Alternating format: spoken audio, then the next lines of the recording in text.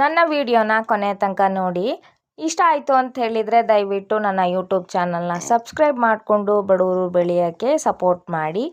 ಇವತ್ತು ಯಾಕೋ ತುಂಬ ದಿವಸದ ಮೇಲೆ ಕಡುಬು ತಿನ್ನಬೇಕು ಅಂತ ಆಸೆ ಆಯಿತು ಅಂತೇಳಿ ಮಿಕ್ಸಿಗೆ ಅಕ್ಕಿನ ಹಾಕಿ ರವೆ ಮಾಡಿಕೊಂಡೆ.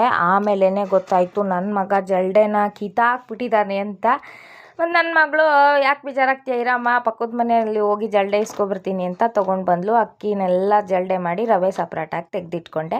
ಅಮ್ಮ ಅಷ್ಟೊತ್ತಿಗೆ ನೀರು ಬಿಸಿ ಮಾಡಿ ಅದಕ್ಕೆ ಜೀರಿಗೆ, ಕೊತ್ತಂಬರಿ, ಆಮೇಲೆ ಈರುಳ್ಳಿ, ತೆಂಗಿನ ತುರಿನ ಹಾಕ್ಬಿಟ್ಟು ಉಪ್ಪು ಹಾಕಿ ಚೆನ್ನಾಗಿ ಗಟ್ಟಿ ಆಗೋವರೆಗೆ ಗಾಳಿಸ್ಕೊಂಡ್ರು. ಆಮೇಲೆ ಅದನ್ನು ಚಿಕ್ಕ ಚಿಕ್ಕ ಉಂಡೆಯಾಗಿ ಕಟ್ಟಿ ಹಬೆನಲ್ಲಿ ಬೇಯಿಸಿದ್ವಿ. ನಮ್ಮನೆಯಲ್ಲಿ ಕಡುಬಿನ ಪಾತ್ರೆ ಇಲ್ಲ, ಹಾಗಾಗಿ ಪಾತ್ರೆನಲ್ಲಿ ನೀರಿಟ್ಟು ಅದ್ರ ಮೇಲೆ ಜಲ್ಡೆ ಇಟ್ಟು ಬಾಳೆ ಎಳೆ ಹಾಕಿ ಅದ್ರ ಮೇಲೆಲ್ಲ ಕಡುಬಿನ ಉಂಡೆನಿಟ್ಟು ಬೇಯಿಸ್ಕೊಂಡ್ವಿ. ಇದಕ್ಕೆ ತೆಂಗಿನಕಾಯಿ ಸಾರು ಮಾಡಿದ್ರು, ತುಂಬಾ ಚೆನ್ನಾಗಿತ್ತು.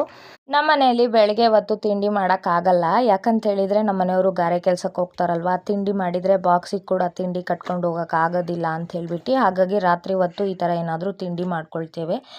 ಆಮೇಲೆ ಎಲ್ಲ ತಿನ್ಕೊಂಡ್ವಿ. ನನ್ನ ಮಗಳು ಮೆಹಂದಿ ಕೋನ್ ತೊಗೊಂಬಂದಿದ್ಲು ಸಂತೆಯಿಂದ. ಅಮ್ಮ ಮೆಹಂದಿ ಹಾಕು ಅಂತ ಹೇಳಿದ್ಲು ಅಂತ ಹಾಕ್ತಾಯಿದ್ರೆ ನಾನು ಹಾಕೋ ಡಿಸೈನು ಅವ್ರಿಗೆ ಇಷ್ಟ ಆಗಿಲ್ಲ ಅಂತೆ. ಏನು ಮಾಡೋಕ್ಕಾಗುತ್ತೆ, ಎಲ್ಲನೂ ನಾನು ಕಲ್ತು ಬಂದಿಲ್ಲ, ಹೆಂಗೆ ಬರುತ್ತೋ ಹಂಗೆ ಹಾಕ್ತೀನಿ, ಸುಮ್ಮನೆ ಹಾಕ್ಕೊಳ್ಳಿ ಅಂದಿದ್ದಕ್ಕೆ ಎರಡೂ ಕೈ ತುಂಬ ಮೆಹಂದಿ ಹಾಕ್ಕೊಂಡ್ರು. ಆಮೇಲೆ ಅಕ್ಕನ ಕೈ ಮೆಹಂದಿ ಇನ್ನೂ ಒಣಗಿಲ್ಲ ಅಂತೇಳ್ಬಿಟ್ಟು ಈ ತಂಗಿ ಟೀ ಕುಡಿಸ್ತಾ ಇದ್ದಾಳೆ. ಅಷ್ಟೊತ್ತಿಗೆ ಇವರಿಗೆ ಟೀ ಕಾಫಿ ಬೇಕಿತ್ತು ಅಂತೇಳಿ ಅಮ್ಮ ಮಾಡಿಕೊಟ್ರು.